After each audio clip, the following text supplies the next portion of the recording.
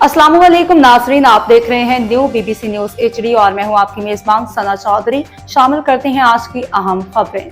खबर शामिल करते हैं खानेवाल से। साजिद महमूद मलिक की रिपोर्ट के मुताबिक वज़ीर आला पंजाब मरियम नवाज के बयान के मुताबिक डिस्ट्रिक्ट पुलिस ऑफिसर इस्माइल खाड़क की जानिब से शहरियों के मसाइल शिकायत के अजाले के लिए मेरठ पे दादरसी का सफ़र जारी।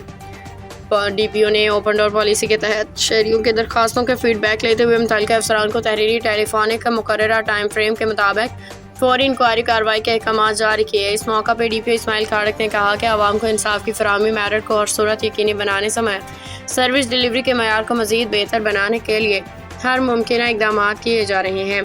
शहरियों के साथ बदसलूकी या इख्तियारात का नाजायज़ तजावुज़ मुकदमात का इंदराज में गैर ज़रूरी ताख़ीर में ज़ीरो टॉलरेंस पॉलिसी अपनाई जाएगी। उन्होंने पुलिस अफसरान पर जोर दिया कि मुकदमात की तफ्तीश को मेरिट पे अमल में लाया जाए, आवाम के साथ खुश अखलाक़ी के साथ पेश आया करें ताकि उनके मालूम हो कि पुलिस कल्चर में तब्दीली आई है। शहरियों के लिए आसानियाँ पैदा करें। तमाम मौसूल होने वाली दरखास्तों को उनके असासियत से मुकर्ररा मुद्दत के अंदर यकसू किया जाए।